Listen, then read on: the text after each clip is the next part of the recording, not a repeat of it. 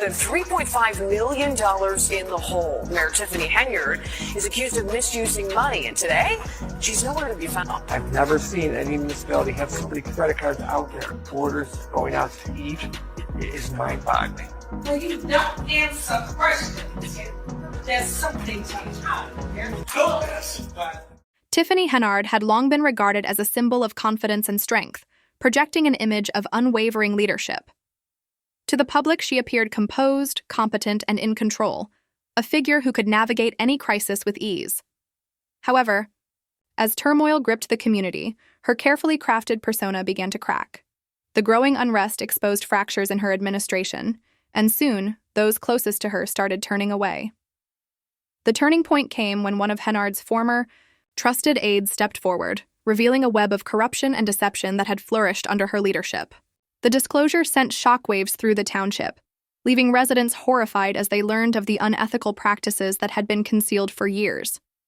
What had once seemed like an unshakable political empire, bolstered by influential allies like Tenham and Dalton, was now crumbling under the weight of scandal. Among the voices demanding accountability was Carmen Caro, a longtime member of Henyard's inner circle. For years, Caro had remained silent, reluctant to betray the woman she had once trusted. But as she observed the increasingly reckless abuses of power, her conscience would no longer allow her to look the other way. In a bold move, she publicly condemned Henyard, detailing a pattern of manipulation, financial mismanagement, and deceit. According to Caro, Henyard had masterfully crafted an illusion of success, one built on taxpayer money and backroom deals rather than genuine progress. She had manipulated employees, vendors, and community members, using coercion and intimidation to maintain her grip on power. Lavish spending, fraudulent budgeting, and unethical business dealings had become routine under her watch, all hidden behind the facade of effective governance. Caro admitted that she had initially hesitated to come forward, fearing the consequences of exposing such a powerful figure. However, as she witnessed more and more residents suffering under Henyard's rule, she could no longer justify her silence. Henyard's response to the accusations only deepened the crisis. Rather than addressing the growing concerns with transparency, she chose to deflect blame, dismissing the allegations as baseless attacks from disgruntled former associates.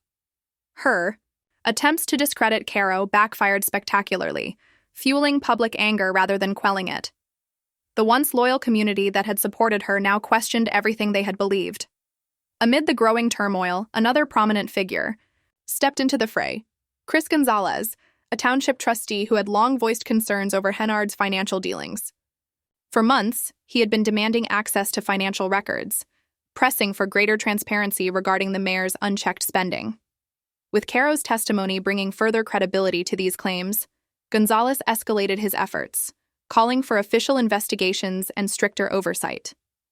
The conflict reached a boiling point during a tense board meeting, where the discussion centered on Henyard's alleged financial misconduct. Heated debates ensued as officials proposed new policies to prevent similar abuses in the future, including stricter travel expense regulations and enhanced financial accountability measures. It became clear that opposition to Henyard was no longer confined to a few outspoken critics. It had transformed into a full-scale movement demanding reform. In a baffling twist, however, Gonzalez made a move that left many stunned. He nominated Henyard for a crucial board position. Given the growing outcry against her, the decision appeared contradictory. But as it was revealed that Henyard had submitted her application months earlier, Gonzalez's last-minute nomination served as a calculated signal. Her influence was fading, and the power she once wielded effortlessly was slipping through her fingers. Despite narrowly securing the position, the appointment did little to restore her credibility. Instead, it highlighted the deepening divisions within the township and reinforced the reality that her former support base was eroding. As more individuals came forward with first-hand accounts of Henyard's manipulative tactics, the scandal continued to spiral. Residents who had once admired her now voiced their disillusionment, sharing stories of coercion, broken promises, and political bullying. The image of a fearless, competent leader was replaced with that of an opportunist whose primary concern had been maintaining control at any cost. The once dominant figure in local politics now found herself increasingly isolated. Her efforts to regain the trust of the people were met with skepticism, her every move scrutinized and met with resistance. The very foundation of her authority had been built on deception, and now it was crumbling beneath her feet. As Henyard's reign unraveled, the township was left to pick up the pieces. The damage inflicted by her leadership would not be easily repaired, and the lessons learned from the scandal would leave a lasting impact on local governance. What had once been a tight-knit network of allies had shattered, replaced by a movement dedicated to ensuring such corruption could never take root again. While Henyard still clung to the remnants of her influence, the reality was undeniable. Her time at the helm had come to an end. No amount of deflection or manipulation could change the fact that the people had seen the truth. And in the end, it was not political rivals or personal betrayals that had brought her downfall, but the unrelenting demand for justice. The echoes of the scandal would linger, but one fact remained clear. Tiffany Henyard's grip on power had finally been broken, and the township was ready to move forward without her. Township Supervisor, how do you feel right now? Oh man, I'm overjoyed. I see this is coming. I love it. That means that I am truly. Tiffany Henyard's nomination for a crucial role by the Dalton Township Board of Trustees sparked a wave of controversy and unrest throughout the community. Many residents believed the board was attempting to push the decision through without public scrutiny, fearing the trustees were trying to keep it hidden to avoid the inevitable backlash that would follow an open decision-making process. The effects of Trustee Chris Gonzalez's hasty nomination were quickly felt across the village, escalating tensions surrounding the mayor's office. Naturally, Dalton's residents were outraged.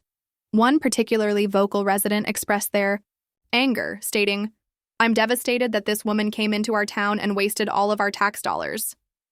Carl, a former ally of Henyard, agreed with the community's growing frustration, asserting that the consequences of Henyard's alleged financial improprieties had reached a breaking point.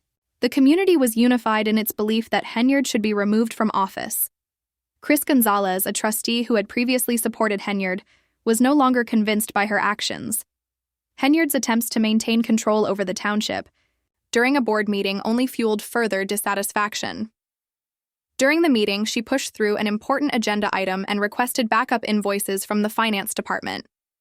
In July, Henyard replaced former employee Keith Freeman, who had been one of the few to expose her questionable spending practices, with loyal ally Keith Price, bypassing the board's approval. This decision was seen as a clear attempt to strengthen her hold over the township's finances by appointing someone she could trust to oversee them. Even though no formal approval process had taken place, Gonzalez was determined to hold Henyard accountable, pointing out that Price lacked the necessary authorization to handle sensitive financial data.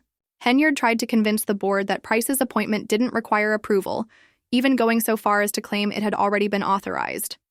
However, as the meeting continued, it became clear that Gonzalez would not allow Henyard to exert influence over the situation any longer. When Henyard called for a vote on the invoices, she hoped to defeat the motion, but she encountered strong resistance. Despite her best efforts, Henyard lost this round, signaling a significant shift in the balance of power. The vote made it clear that her once loyal allies were no longer willing to support her actions. She was the only trustee to vote against the motion, while Gonzalez and Carl voted in favor of obtaining the invoices from the village's financial records. The people of Dalton eagerly awaited the results of this vote, hoping it would mark a turning point in their battle for greater accountability in local government. Unfortunately, despite the board's victory, Henyard remained in power, and the struggle for control of Dalton continued. She attempted to regain control of the situation, defending her position at every turn, but her efforts to expose her opponents and shift blame for her financial mismanagement only fueled the growing distrust in her leadership. Meanwhile, support for those calling for accountability continued to grow. The tides were turning against Henyard, but it remained unclear whether she could weather the storm and retain her position. In a last-ditch attempt to reverse recent ordinances designed to limit her spending and improve oversight, Henyard convened a special meeting of the Township Board. The new regulations, which required all expenses to be pre-approved, were a direct hit to her reckless spending habits. None of the 4 trustees attended the meeting. Henyard responded forcefully, arguing that the new policies were preventing the township from providing essential services to children and senior citizens. "You think this is about stopping Tiffany Henyard," she argued. but it's really about stopping the services here in Dalton Township.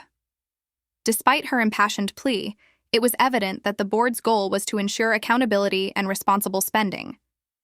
The new regulations made it much more difficult for Henyard to operate without oversight.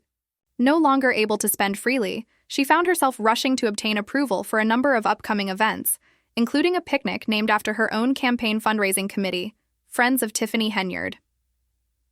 Ironically, her extravagant spending was coming under increasing scrutiny, but she was unwilling to back down, attempting to justify her actions by asking, "Do I not still provide for you?"